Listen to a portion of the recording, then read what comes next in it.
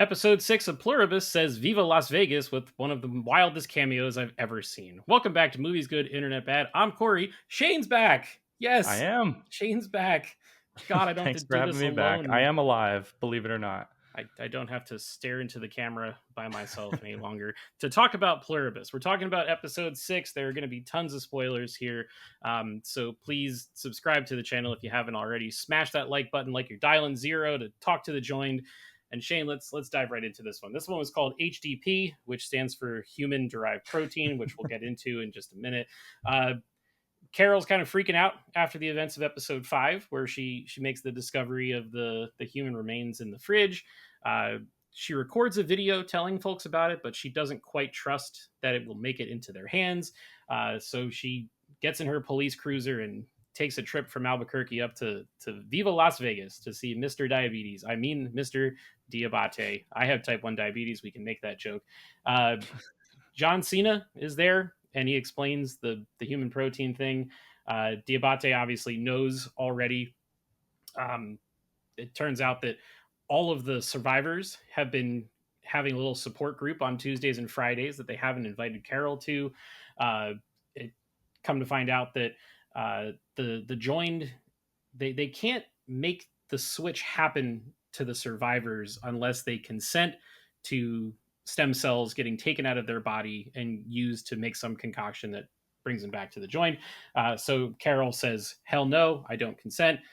Heads straight back to Albuquerque, and then we get a nice little stinger at the end with the man from Paraguay, Manusas, I think is his name, where he sees the video from Carol and, being the other recluse out of this group, discovers that there's a way to reverse things, and he dusts off all of his car and traveling equipment and kind of heads off on a trip to see her. So Shane, before we get into this week's episode, I'm curious, because you haven't been here for the last couple of weeks. How are you feeling about the show in general in the last couple of weeks? Yeah, I love the slow unraveling of the mystery.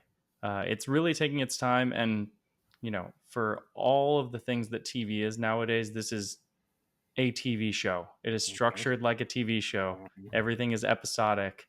Everything is like we're getting flash forwards, flashbacks, like cutaways, different perspectives. It's not like watching just an extended movie, which Yes. thank God, because I'm tired of that. Yeah. It's nice to see a TV. I mean, Gilligan is so good at what he does, and you know, this is just a continuation of all the great things he's done before.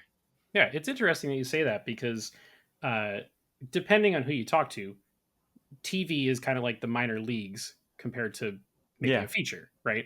But there are a lot of people that have done big, massive movies that would not be able to make TV, or have tried and it hasn't really worked out, and vice versa. There have been plenty of people that have been great at television, Damon Lindelof, that when Yep. they go up to make a movie, it's a little bit of a rocky road. So, Yeah.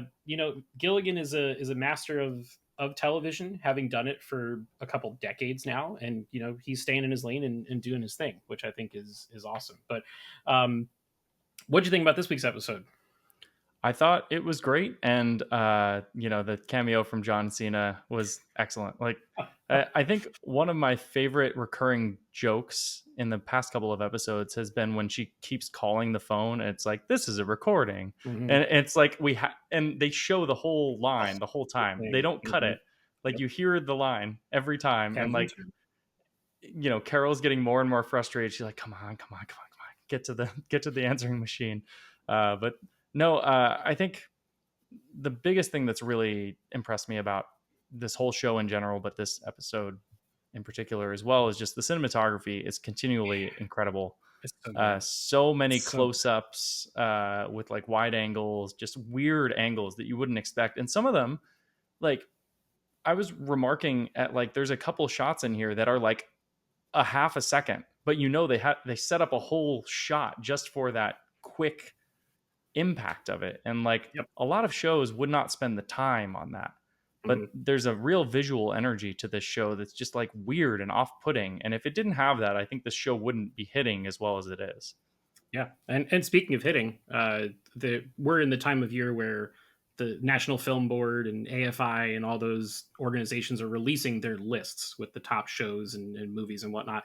And Pluribus has been on a large Yeah. handful of them. There are a lot of YouTube videos coming out with the top 10 shows of 2025, and this isn't even over yet. We don't know how the season Yeah. ends, and people are already putting on their lists, which is great. One thing I'm curious to ask you about this, because I have noticed it more and more as the show has progressed, and it's the fact that Carol is, by all definitions, the protagonist of this show. Hmm. Right? She's our main character. We're following her through her journey, and it's very much clearly her story. But in this episode, when she's being an asshole, she says, "I'm not a monster." But everything that we've seen from her is completely the contrary, and Yeah. everything is suggesting that even though she's our point of view character and she's our protagonist, that she is kind of an asshole. And Hmm. I wanted to see if you've kind of seen that, and just how do you feel about that, given the fact that most TV shows we watch these days, the protagonist is a clear hero. Yeah, there's definitely a difference between a protagonist and a good guy, right? And Right. Carol is just like, she hates everything. And Mhm. there's been so many scenes where you just, everyone else appreciates life itself and she kind of hates it, yet she's the one fighting to give everyone back Mhm. their lives, which is just dramatic irony. Yep. But I think this is the perfect place to start her so that she can then, because clearly she has to work with other people in order to get this to work. And so that's sort of her growth moment, is she has to figure out like, oh, there's other people that know more than I do that can help me Mhm. out. And I think our man from Paraguay is going to be her main buddy cop. Yeah, I think they're going to hit it off because they have similar personality types. Yeah. They're both kind of recluse, in their own bubble, leave me alone, let me figure my own shit out kind of person. But uh, I thought in this episode it was a great rug pull, because she spends all this time in the suite with Diabate, and he picks up the champagne glass after she falls asleep. He puts a blanket on her. He makes her breakfast. They have like a very civil conversation, and everything's going well. And then as soon as she finds out that all she has to do is call and tell them that she doesn't consent, she Yep. goes straight back to Albuquerque, Yep. and he leans into the window of the car and says something like, "Hey, they really miss you. You just they're looking for a little bit of a change of heart." And she literally just says, "Fuck them," Yeah. and drives Yeah. away, Yep. because she is a monster. Correct. It's She crazy. does not want help from anybody else. The second she gets what she needs, she's out of there. Yep. People are only as useful to her as they can provide something to her. For her, right? And that's been a constant throughout this show for her, and Right. she's gonna have to change that if she wants things to work.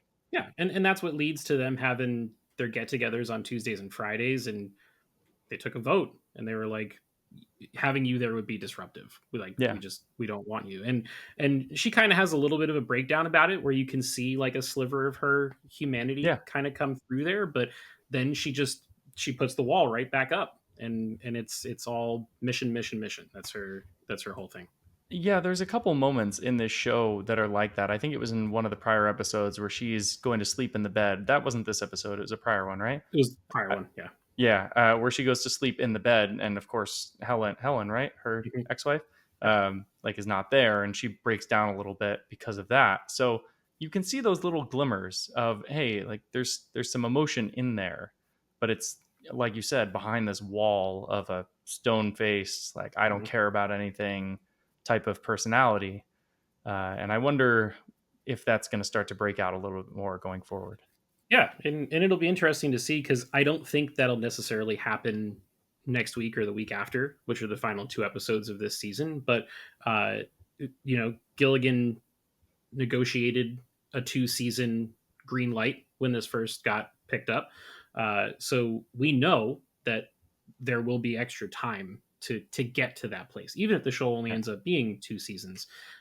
That's the beauty of when a studio gives a show more than one season, or the creatives behind it don't feel like they have to resolve a bunch of plot points just within the first season of the show.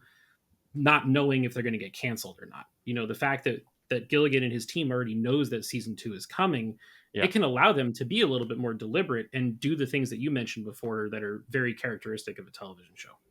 Right. And they can also avoid the other problem that happens with a lot of TV shows where season 1 will be set up for a season 2 and then season 2 never happens. This never And it's happens. just Yeah. like, well, we just ended on this massive cliffhanger and there's no season 2. Oh, well. Like The Acolyte. Oh, my God. Remember that show? I I try not remember that show. to. Oh boy. Yeah, it's crazy though, man. Like a show of this quality, and it's been consistently good every week.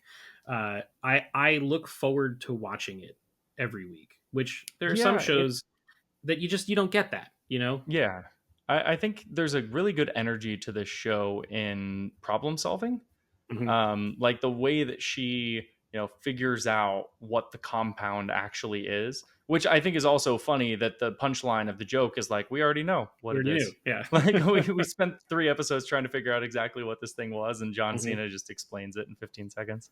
Uh, Well, and yeah, the funniest bit about that is that Carol would have been able to find that out if she was just nice right, to the right. They people would that are have just joined told or her anyways, the other right? survivors. They would have just told Yeah, her, but yeah, she was so mean to them that they pushed her away, and she had to yeah, go through this, you know, almost Sisyphean process to try to yeah, figure out what's going on, all to get another rug pull. It's great.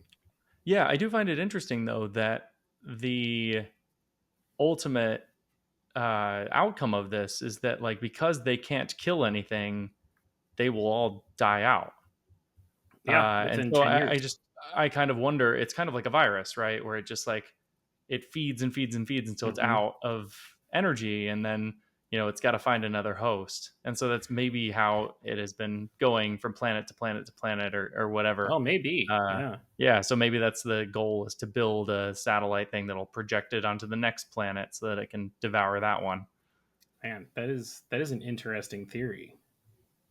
They're just galaxy hopping Yeah, and sucking out all the resources until they're gone, and then on to it's the giving next me thing. like Annihilation vibes a little bit, where it's like the antagonist isn't inherently evil; it just is, right? Like a Right. virus Yep. or Mhm. cancer. I mean, Annihilation is a cancer allegory, Yep. but it's not inherently evil; it's just doing what it does, and this is Mhm. kind of what the alien, the joining or whatever RNA sequencing is doing in this show is like, none of these people are inherently bad, or that the RNA is not inherently bad, but it needs to survive and multiply and figure out where to get its energy from. Yep. Yeah, it's a pretty heady sci-fi concept. And my favorite thing, and I've said this in almost every video that we've covered on this show, they don't spoon feed you No. anything here. They trust that the audience understands what's going on, that the audience isn't on their phone while they're watching, they're paying attention, Hmm. and all these things that are happening for a reason. And that reason will all make sense as long as you just kind of go along for the ride and wait it out and see what's coming. Yeah, and it tells a lot of things visually. So in the very end of the episode with the guy from Paraguay, where he's looking through all of the radio signals, and he Mhm. gets to the very last radio signal. Like I'm imagining like a Netflix show or something where they're like, ah, that was the last signal. I'm Right. never gonna find anyone. But like, no, you just I trust that the audience can like, oh, it's 999.99. That's the last one, and then he's got to go back through his book. It's just Yeah. visual I, cues. I'm watching the It series on HBO, the Welcome to Derry or whatever, Hmm. and in one of the most recent episodes, one of the characters that was presumed to be dead shows up, and it's been enough episodes where you can tell that the writers assumed that the viewers just forgot that character's name, so they immediately go, oh my god, it's so and so, and it's like Yeah. this big triumphant thing. Yep. And it's like, Yep. guys, we're smart enough to just watch the show and latch Right. on to what's happening. But Yeah, um there's I think I read an article that Netflix designs shows to be watched in the background so yeah, that while you're like doing the your laundry. characters Yeah. are required to explain what they're doing Yep. because they're assuming people are not actually watching the show. It's like, great, Kills me. that's very creative. Art in its Yes, highest form, and they're trying to exactly. buy Warner Brothers. Look at that. Oh man, I have a theory for the next two episodes, and I'm curious to hear your thoughts on this. Uh, Carol calls at the end of the episode, and she tells them, "I do not consent. I don't want you to take the stem cells from me." And then she says, "Do not lay a finger on me." Mm-hmm. Makes me think that at one point Carol is Mm. going to get very, very wounded, and no one's going to be able to help her because she told them to not lay a finger on her, and it's going to Ah, become a narrative device. Because she didn't have yeah. to say that. The whole "don't lay a finger on me." All she had No, to that say is was, a "I don't, very yeah. I don't It's a very consent." pointed line, right? Yeah. You can write yourself out of that corner very easily. Hmm. I mean, they could lay a toe on her. They could kick her. Hey, and if it's John Cena, she can't see him anyways. So Yeah, I was gonna say that 15-minute or 15-second exposition dump. There was no one on the screen. this individual, you can't see him. No, I think my prediction is going to be that that her. I'm sorry, I'm bad with the character names because I've been binging this because I've been catching up. But her love interest woman, what is her name? The one that died, No, not or Helen. the The joined new one, one. Zoja. Thank you. I Yeah. think she is going to wake up and be unjoined. Oh. Yeah, that's going to be like the last shot of the Ooh. season. That's my Ooh. thought. Interesting. So not like a "we can't make you become one of us," but a reversal of the Yeah, process. yeah. Oh, okay. I That would be a hell and of a stinger. yeah, right. You have to end on that, and then it's like, oh my god, And how it's did he like, do it? Right? see you in 12 months. Yeah, exactly. Yeah. I mean, that Well, has to be like a big season one. You almost have to have that like what the fuck cliffhanger at the yep. end, right? Yeah. It's like Severance did the same thing with the big cliffhanger at the end. Although I guess Severance, the big cliffhanger, the reveal or something was in the second to last episode, right? Well, yeah, but No, no, there's both. It was both. the Yeah, the cliffhanger was reveal. the Yes, the "she's cliffhanger was at the end. Yes, alive." yes, you're Yeah. right. You're right. Yes, Yeah. So yes. no, But it's cool, man. I dig that. I think that's actually a really smart thing to do, and boy, that'll light the internet on fire. So yeah, I hope so. because everybody's talking, you know, they're shipping. That's what the kids say, right? Oh, Like between the two, bromance. yeah, Yeah, yeah, like yeah, of course. yeah. So that could She's certainly be literally the interesting. character from her novel. Like, come on. Yeah, but if she becomes a real person in Carol's eyes, then Right. Carol might actually give into it, and then there's some stuff they can do there. Cool, man. Yeah. Well, anything else you want to say about this one before we take it home? Nope. I think that's it. Awesome. Well, appreciate everybody watching this episode. If you've made it this far, please go ahead and drop us a comment. There is that scene there where Carol says to Diabate, "You saw my videos." That's how we feel sometimes when we don't get any comments. And so we would really love for you to comment. Let us know what you're feeling about Pluribus, what your theories are. We'll go ahead and answer all of them that come through. Like the video if you liked it. Subscribe to the channel if you haven't already. We'll be back next week to talk the penultimate episode. And then the week after, it's going to be a busy week. We're going to have the finale of Pluribus and Avatar Fire and Ash, which Shane and I both have our tickets for already. Very excited about seeing that. So be on the lookout for all of that and so much more. And until next time, see you guys in the next video.